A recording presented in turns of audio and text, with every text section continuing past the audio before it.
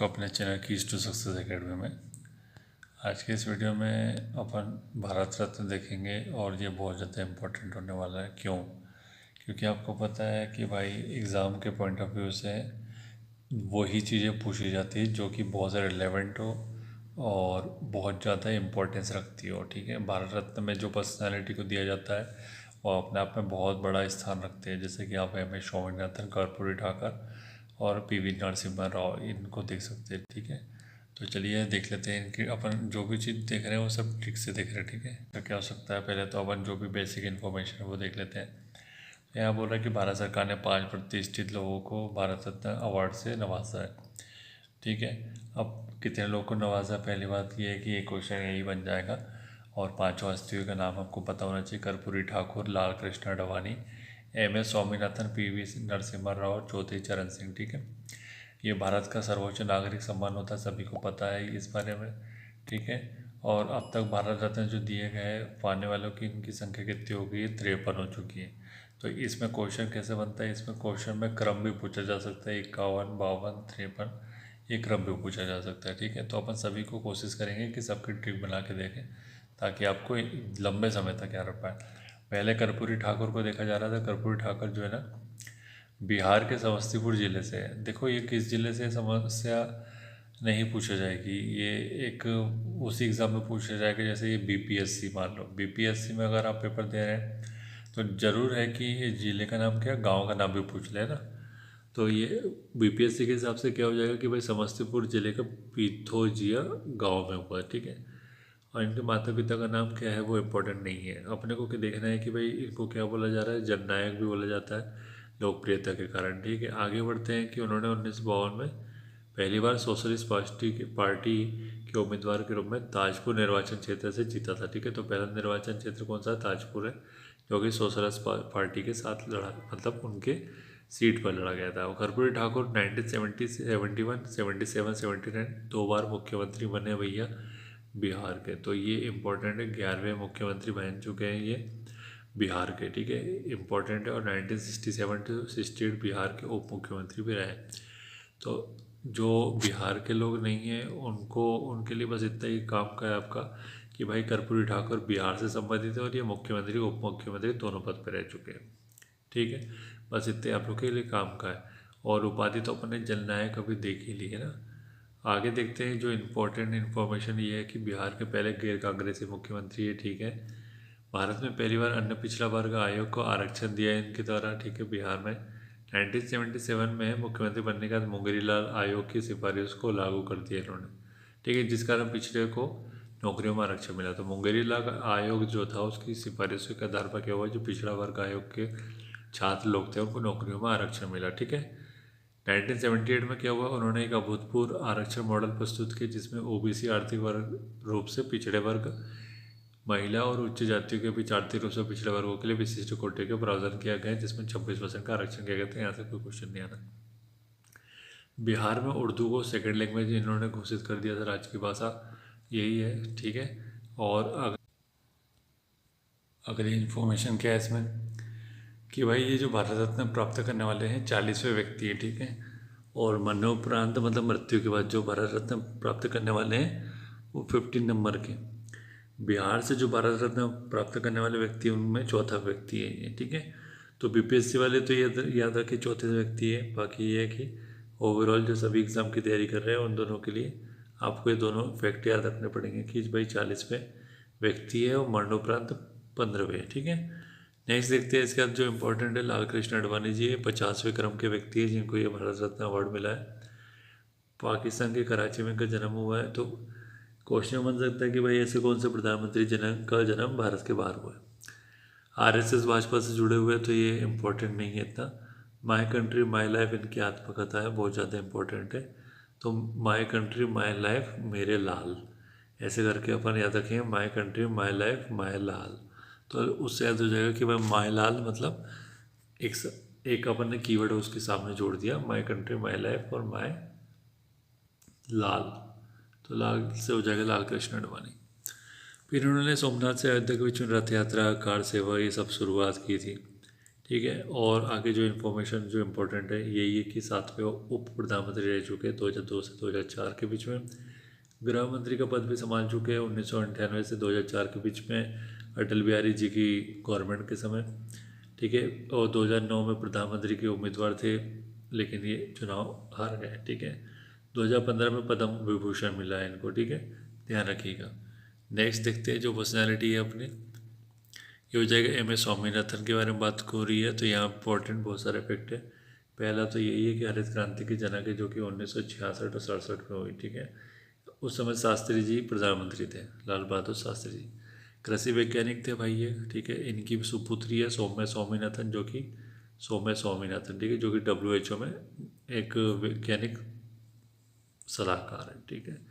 तो next information क्या है कि भाई ये कहाँ कौन से राज्य से संबंधित है, तमिलनाडु के कुंभकोणम से संबंधित है स्वामीनाथन जी। तो आपको स्वामीनाथन को कैसे याद रखेंगे, तो ये बोला जा रहा है कि स्वामी तू मिल तमिलनाडु से तू मिल। तो स्वामी जी ने बोला मैं नहीं मिलता भैया, मैं कुंभ के यात्रा में जा रहा हूँ और वहीं पे मैं अब 1 महीना वहीं रहूँगा, मैं तुमसे नहीं मिल सकता। ठीक है, ऐसे अपन इसको याद रख लेंगे। आगे है कि भाई मृत्यु से कोई मतलब नहीं हमें। इनको अवार्ड जो मिला है उसकी लिस्ट देख लीजिए, क्योंकि वो इम्पोर्टेंट है। शांति स्वरूप भटनागर अवार्ड मिला है 1961 में, रेमन मैग्सेसे से मिला है 1971 में, अल्बर्ट आइंस्टीन विश्व विज्ञान पुरस्कार मिला 1986 में।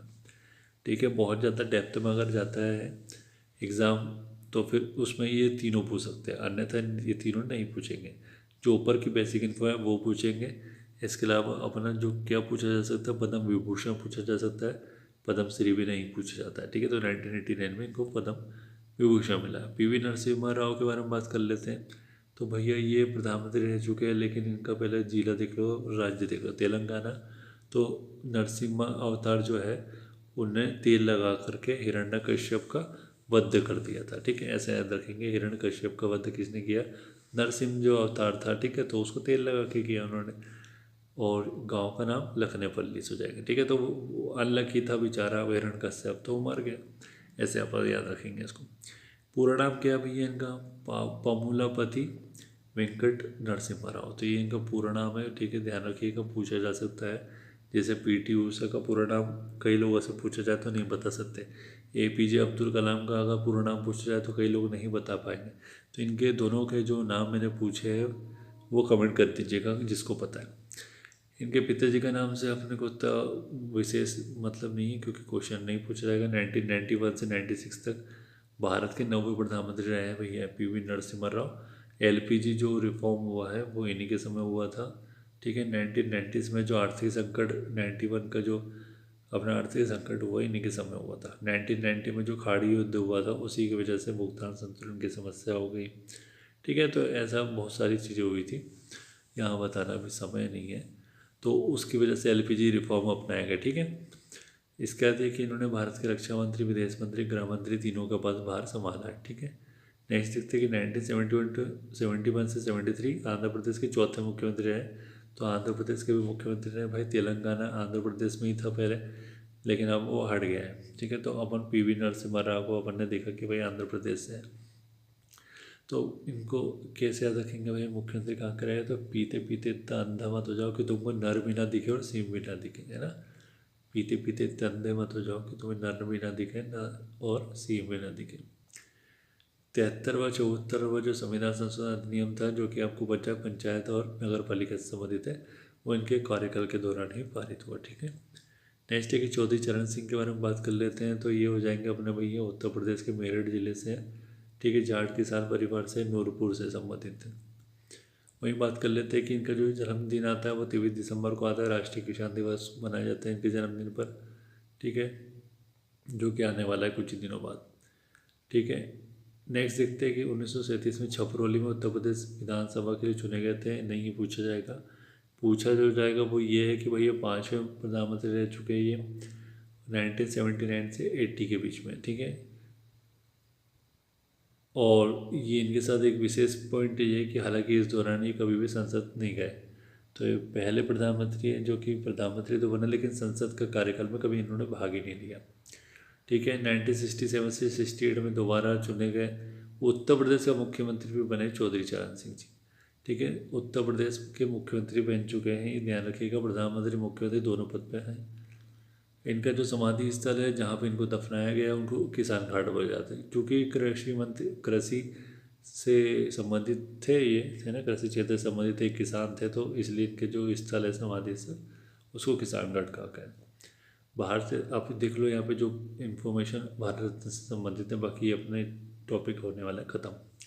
तो भारत रत्न पुरस्कार देने की शुरुआत 1954 से हुई। 1955 से पुरस्कार मरणोपरांत भी दिया जा रहा है। सबसे पहले जो मरणोपरांत है वो शास्त्री जी को दिया गया था।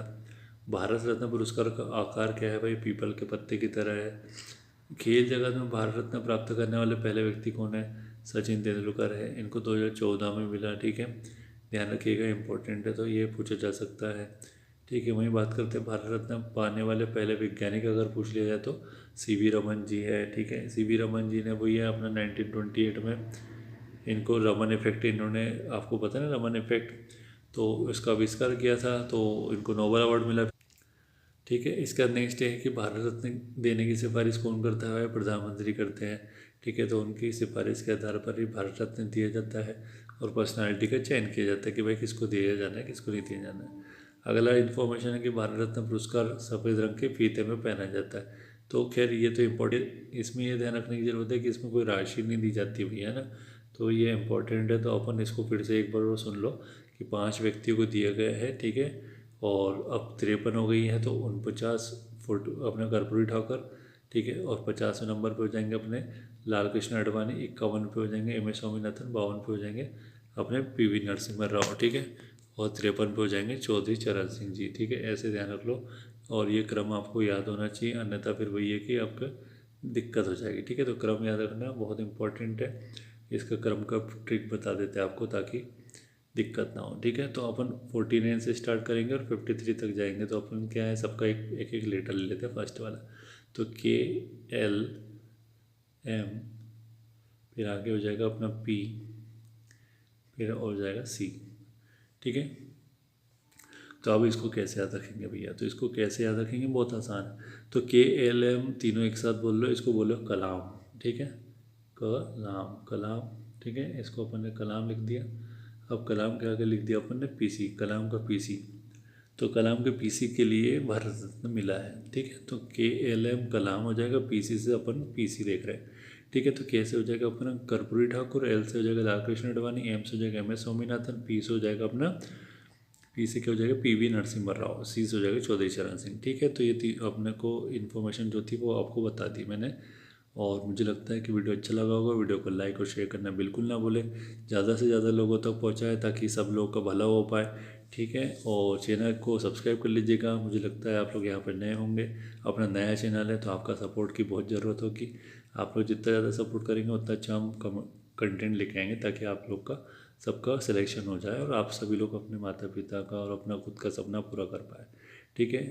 गवर्नमेंट जॉब पाना ही सब कुछ है। अभी तो आपकी कंडीशन ऐसी है कि आप लोग न जाने कितना स्ट्रगल झेल रहे हैं, लोग कितना पेन है आपके पास, ये तो आपको सब जानते हैं। आपका दुख तो आप स्वयं, अपना ही दुख स्वयं जानते हो, किसी और को बता नहीं सकते। लेकिन कड़ी मेहनत करेंगे तो एक दिन नहीं, लेकिन एक ना एक दिन सफलता तो जरूर मिलेगी, ठीक है। तो सबका भला करते हुए चलिए। कर्म का सिद्धांत तो भाई सब लोग फॉलो करते हैं, ठीक है। कर्म का सिद्धांत तो भगवान बुद्ध ने भी माना है। तो जो कर्म अच्छा करेगा तो उसको फल भी अच्छा ही मिलेगा, ठीक है। फल की चिंता नहीं करना, लेकिन कर्म अपने को हमेशा अच्छा करना है। तो सबका भला करते हुए चले, अच्छा करे, अच्छा सोचे, अच्छा करना है अपने को, ठीक है। तो अपने को भी बदले में अच्छे मिलेगा। जो व्यक्ति बुरा सोचेगा तो उसके पास भी बुरा ही होगा, ठीक है। तो इसलिए हमेशा अच्छा सोचो, ना खुद का बुरा सोचो ना किसी और का बुरा सोचो, ठीक है। Thank you so much for watching.